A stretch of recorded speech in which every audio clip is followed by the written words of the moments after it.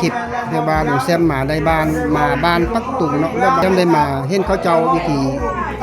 ที่ชีวิตเขาเจ้าเนาะหลังจากเขาเจ้าเป็นมือสงกรานต์มือสุดท้ายกันมากุลาบาซี่กันหลายผู้หลายคนกุลาบาซี่พี่น้องเขาเจ้าเอามาเบิ่งติดตามกันพี่น้อง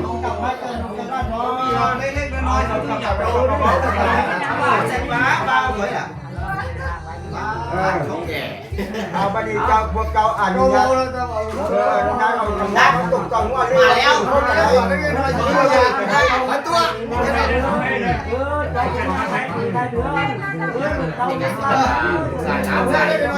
ียังเด็กกันมี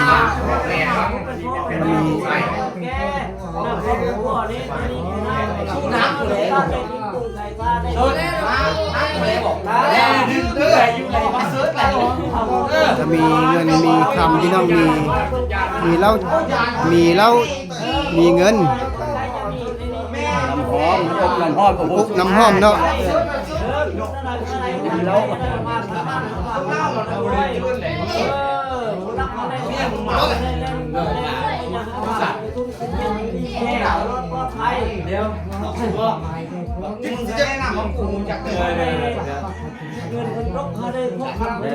ว่าจะคนก็บอกว่าไอ้เงินกูข้อชุ่มน้ำมึงแย่วันนี้มึงก็เพื่อเจ้าอ่ะหัวมึงก็เอาอะไรเขาแรงกันให้กูชุ่มน้ำเอาอะไรเพิ่งคนทุกเงินเพิ่งตกพวกคำเป็นเฮีย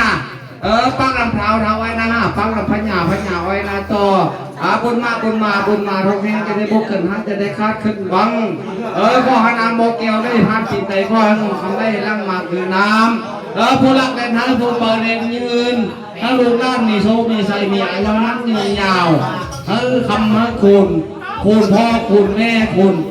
ไอ้คุณน้องคุณลูกคุณเตาคุณลูกคุณด้านทองเอาผู้เป็นพ่อเป็นแม่ยังไงโอ้น้ำอบน้ำห้องทุกปักทุกมาลูกเตาลูกมาเตามีอายุมันยืนเงาบางบ้าบางกำให้แกลูกแกเตาแล้วกันเนี่ยทั้งลูกมาเตาอยู่ดีมีแหงผมจะขออะไรผมมี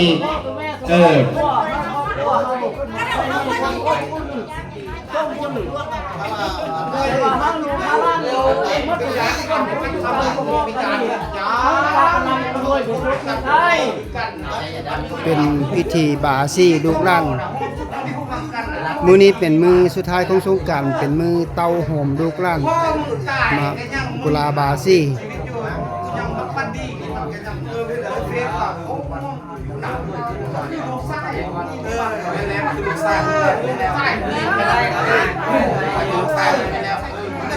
แม่นว้าวแม่น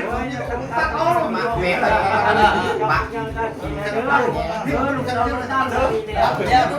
ต้องเวลาคุณจะนั่งมา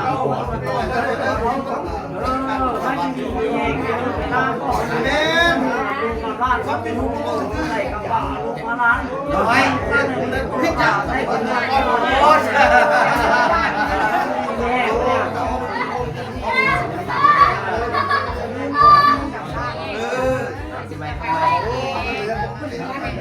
สกัดดีเลยมันสกัดดีอ่ะมันดำลูกเศร้าก็ลาดเศร้าร้อนอย่างลาดนิด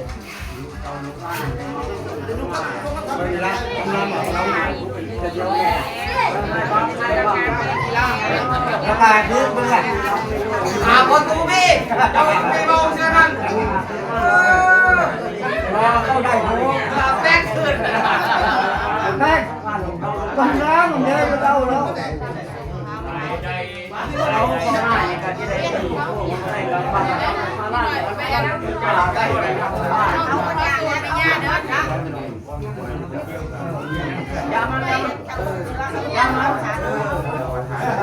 เทวาลูกหลานมีเขาได้กามาตุ้มมาโฮมกันมื้อนี้เนาะพี่น้อง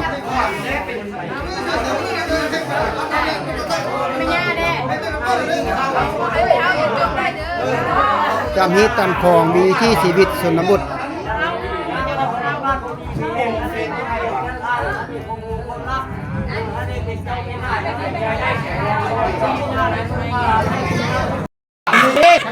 เอาวันนี้จะเป็นพิธี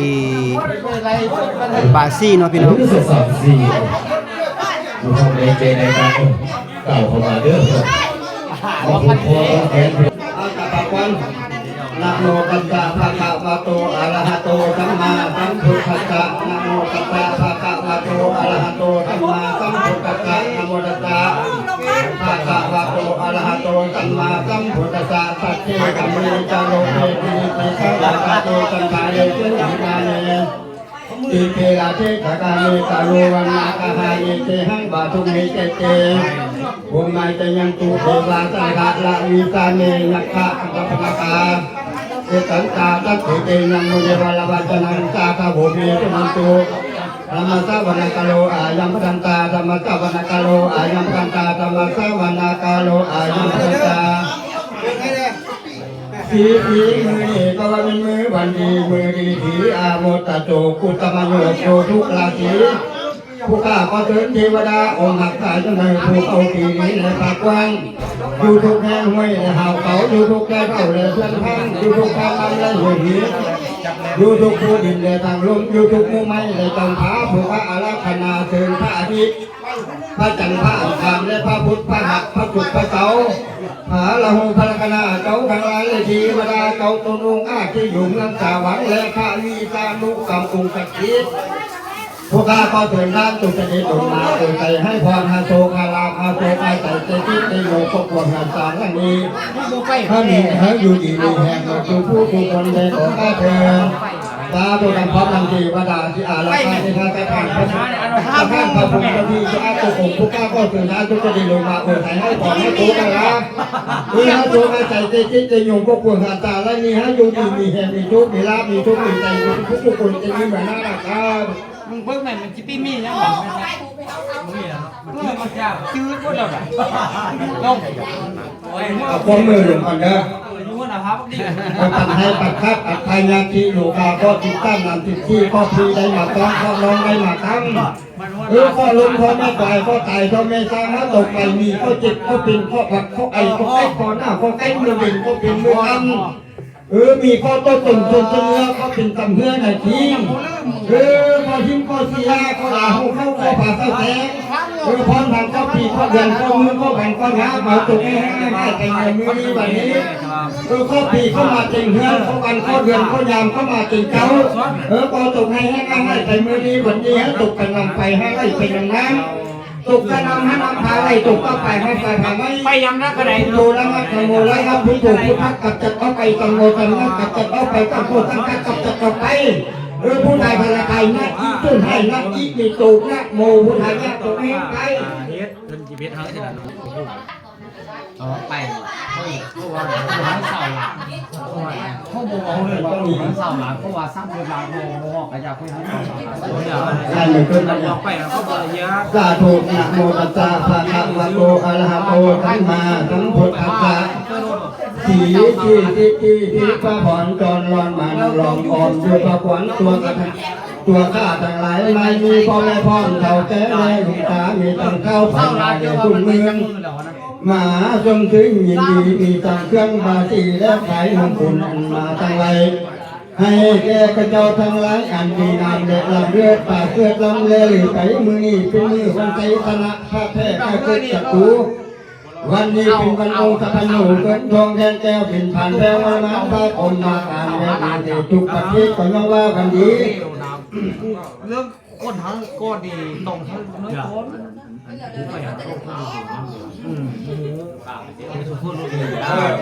หาอยู่สี่กุ๊กจูแทนแก้วขอแทนมือนี้วันนี้นกแทนแก้วบินอยู่ทั้งปูหาเอาแทนมือนี้วันนี้ห้องของขึ้นตัวอากาศเอาแทนมือนี้วันนี้ตั้งติดพอมอนักพัดมาย่องว่าวันนี้เป็นวันที่มีอ้างผัวเมียสั่งกันแล้วฮะเอาแทนมือนี้วันนี้มันก็จะให้มันก็จะมันดังก้อนผ้าเองแกน่ะก็จะไปมันดังผ้าจวงผ้าจัน มานักเจ้ามันเมืองดังสาวรามินโนราอากาศช่วงและสงขาเดือนหกมาให้กระเจ้าได้ทานกองผ้าเดือนห้าให้กระเจ้าได้ทานกองบุญและกระเจ้าได้เป็นเท่าคุณที่เมืองแถวบ้านก็ให้กระเจ้าได้เป็นเจ้าตั้งเจ้ามานั่งอยู่ใกล้ของก็ให้กระเจ้ามีเงินทำไร่เรือล้นก็ให้กระเจ้าพ้นทุกข์ได้เป็นหนีก็ให้กระเจ้ามีเงินทำไร่ตัวเก่าดอกกับเต้าห้องก้องลำแหลงไปหายแมงดอกเจ้าแต่ละพี่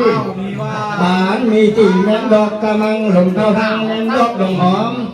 หอมเงินมันเขามีเขานำผู้ตะนางลายลักตะท่าตะคอมอย่างนั้นอยู่ตรงกินเย็นให้ได้เป็นที่มีให้เขาพวกเขาเลยนะกินมันกันบ่ ฟ้าเจ้าไปเฮ็ดต้นมะขามเลย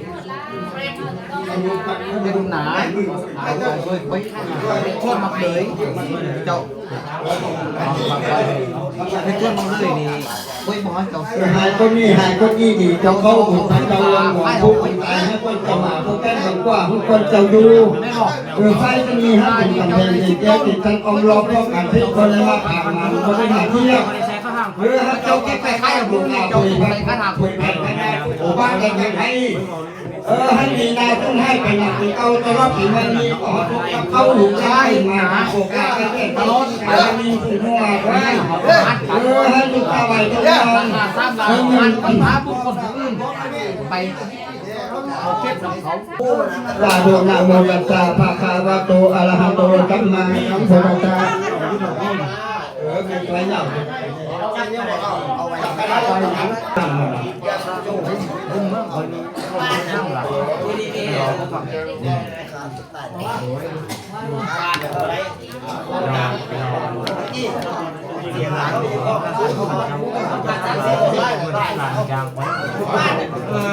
เงา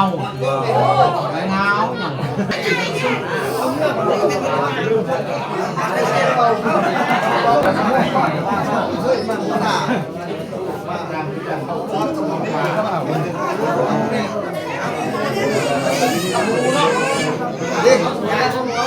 เอาวันนี้กันเป็นเริ่มมัดแค้นแล้วพี่น้อง ฮัลโหลอันนี้ก็ขอตัวแก่เงินพระเจ้ากำแพงเนาะปีใหม่ป่าไม้มีแหงก็อยู่ดีมีแหงอยู่ดีมีเด้อ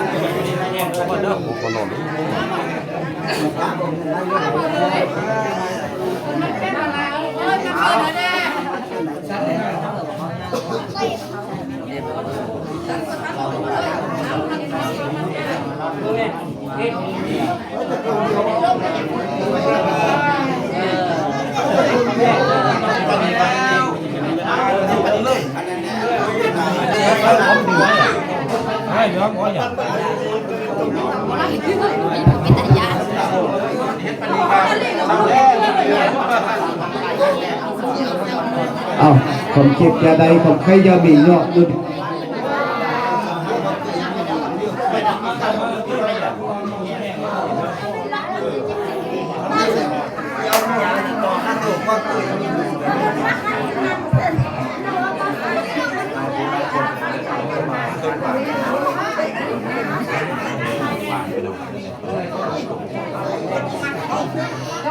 บรรยากาศใกล้จะเสร็จพิธีแล้วพี่น้องเนาะเนื่องจากมันเข้ามาแค้นแล้วก็ใกล้จะเสร็จพิธีแล้ว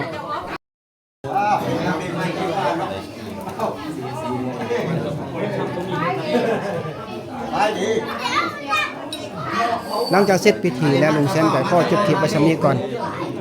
พบกันคลิปใหม่เนาะพี่น้องเนาะเอาคลิปนี้สบายดี